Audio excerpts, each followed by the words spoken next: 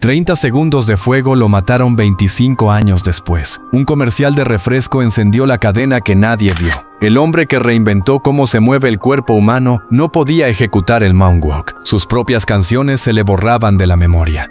No era una crisis de nervios ni el paso del tiempo. Era algo que ningún médico debería haber permitido nunca. En enero de 1984, Michael Jackson tenía 25 años y era el artista más poderoso del planeta. Duró 30 segundos frente a una cámara de Pepsi. Una falla técnica prendió fuego a su cuero cabelludo en directo. 4 centímetros cuadrados de quemaduras de tercer grado.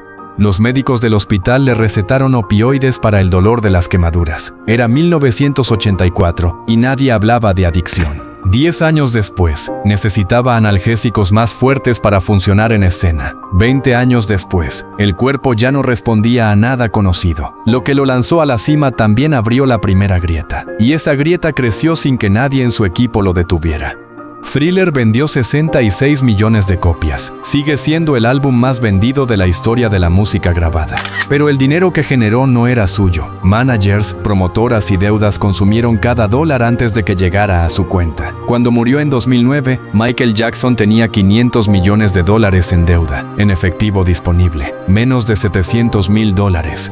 El tour This Is It no era su regreso artístico, era el único modo que tenía de no declararse en quiebra pública. 50 conciertos en Londres, cada noche agotada, y él ensayando sin poder recordar los pasos que inventó. 65 acreedores esperaban su dinero. El rey del pop estaba técnicamente arruinado, mientras el mundo compraba entradas para verlo. En los ensayos de This Is It, los directores notaron que llegaba desorientado. Sus instrucciones a los bailarines eran fragmentadas e incoherentes. No era agotamiento ni nervios de escena, era el síntoma visible de algo que llevaba meses destruyéndolo por dentro. Durante 60 noches consecutivas, su médico le inyectó propofol directamente en vena. Propofol es anestesia quirúrgica, no es para dormir en casa. El sueño que producía el propofol no generaba fase REM. Su cerebro no se reparaba, solo se apagaba y se encendía. Expertos de Harvard que testificaron en juicio declararon que Jackson puede haber sido el único humano en sobrevivir 60 noches sin sueño REM real. Si no moría de sobredosis, moría de privación neurológica antes del día 80. Ya estaba muerto antes de morir.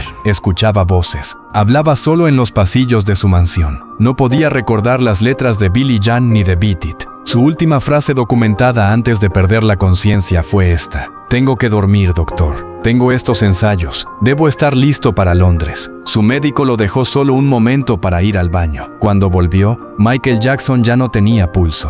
El hombre que llenó 50 estadios de Londres no tenía con qué pagar la renta de su casa en Los Ángeles. El mundo lloró al rey del pop misterioso y millonario. La realidad era un hombre destruido rogándole a un médico que lo dejara cerrar los ojos. Un comercial de Pepsi, un fallo técnico, 30 segundos. Todo lo demás fue consecuencia directa de ese momento en 1984. El médico fue condenado.